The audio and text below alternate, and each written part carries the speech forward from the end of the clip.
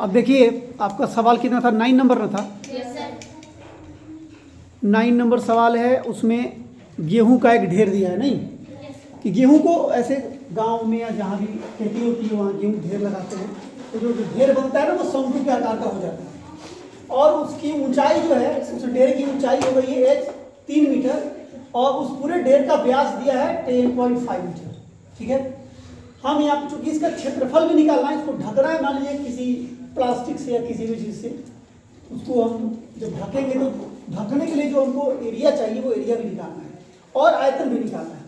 तो भाई एरिया में एल चाहिए, तिरछी ऊंचाई एल तो दिया नहीं, तो पहले हम प्रयास किए एल निकालने का। पहले शंकोकार गेहूं के ढेर का व्यास डी दिया था, लिख दिए, आर हो जाएगा d/2, तो 10.5/2 लिखिए या 5.25 लिखिए, और ये मीटर में लिखिए चूंकि हमारा मीटर ही दिया हुआ है, मीटर। अब ये तिरछी ऊंचाई एल होता है √r² + h², आर है 5.25, इसका स्क्वायर किए, और h3 है तो 3 का स्क्वायर किए, इन सबको स्क्वायर करके जोड़े हैं 36.5625 सेंटीमीटर आया है।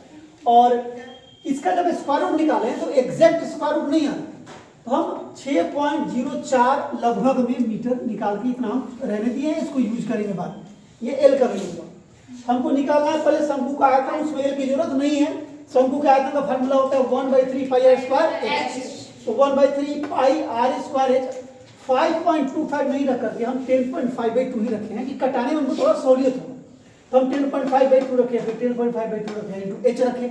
इन सबको कटाए हैं, कटाने के बाद जो हमको यहाँ नंबर प्राप्त हुआ है वो है 5.5 इंटू 1.5 इंटू 10.5, इन सबको गुना किए हैं तो 86.625 आ रहा है। और आपने बताया कि आपका आंसर बुक में जो दिया है वो 28 पॉइंट समथिंग दिया होगा, और वो गलत है, वो आंसर नहीं हो। तो आप लोग काट के बना सकते हो वहाँ पे 86.625। जरूरी नहीं है कि किताब में सारा का सारा सही दे दे, वो उसको भी जो टाइप करने वाला कोई इंसान ही होता है, उसमें भी मिस्टेक हो जाती है। तो 86.625 मीटर क्यूब क्या आ गया, आयतन है। अब हमको निकालना क्या है कि कितना हमको एरिया होगा इसका, इस गेहूं के ढेर का, ताकि उसके हम प्लास्टिक या जो भी कवर है उसको ढक सके। उस कपड़े का, उस प्लास्टिक का जो हमको एरिया निकालना है, तो उसका हो जाएगा πr_l, और πr_l से आप उसको क्या निकालिएगा, क्षेत्रफल निकालिएगा, मतलब वक्र पृष्ठीय क्षेत्रफल कह सकते हैं, वक्र पृष्ठीय क्षेत्रफल, ये πr_l होता है। तो आप क्या करिए कि 3.14 ही ले लेते हैं, और r कितना आया है, हम लोग 5.25 लिखे हैं, और l कितना आया है, l निकाला है 6.04, और ये मीटर स्क्वायर में हमारा एरिया आ जाएगा। इन सबको गुना कर दीजिएगा, जो आएगा वो उतना मीटर स्क्वायर एरिया लिख दीजिएगा। आंसर से मतलब मत रखिएगा, जाहिर सी बात है आपका पहला आंसर नहीं आया है, दूसरा भी हो सकता है नहीं है, तरीका यही है, ऐसे ही बनेगा। और आंसर में थोड़ा बहुत का फर्क आ सकता है कि मैंने क्या किया कि 6.04 लिया, इसके आगे भी नंबर होता है, हम 2 अंक तक लिए हैं, वो 4 अंक तक लिया हो और उसको मल्टीप्लाई करेगा तो आंसर में फर्क आएगा, तो उसमें प्रॉब्लम नहीं है, आपको ऐसे ही बनाना है। पाई का वैल्यू 3.14 इसलिए ले लिए हैं कि फिर 22/7 लिखेंगे, कटेगा नहीं कटेगा, उससे अच्छा पॉइंट में ले लेते हैं, और सबको मल्टीप्लाई करके जितना आएगा आंसर लिख दीजिए। ये सवाल नंबर 9 है। 7 मैंने बताया था आपको, 8 ठीक उसी तरह बनेगा, 7 8 सेम क्वेश्चन है, केवल त्रिज्या बदल जाएगी, आर का मान बदल जाएगा।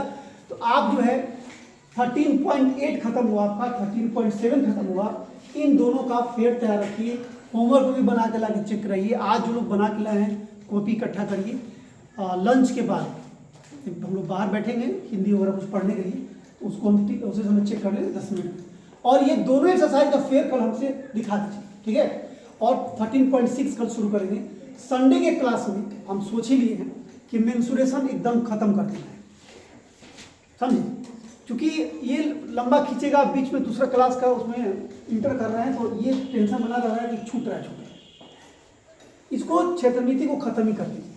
और संडे के क्लास में सब लोग आएंगे, क्योंकि उसमें क्या है 10 लोग आएंगे, 15 लोग आएंगे, सब लोग आ जाइए, क्या दिक्कत है। 7 से 10 बजे तक का क्लास रहेगा, मैक्सिमम जितने लोग आ सकते हैं आ जाइए, उसको क्षेत्रनीति को खत्म कर दीजिए। उसके बाद हमारा अगले संडे से जो हम लोग पढ़ते हैं रिजुअल पढ़ेंगे, तब तक 10th वाला जो मैथ था 1.1 या 3-4 तक था, वो मैं भेज देता हूँ, शेयर कर लीजिएगा, मैं उसको रखा हुआ। हाँ तो क्षेत्र नीति टारगेट रहेगा नहीं। तो अगर क्षेत्र नीति हम लोग क्लास में पढ़ रहे हैं, क्लास में तो पढ़ना ही है, तो इसी को चलाइए। तो उस दिन आप रख लीजिए कोई दूसरा सब्जेक्ट, उस पर बात कर लीजिए, ठीक है। इसको बना लीजिए, घंटी लग गई है, मैम आएंगी।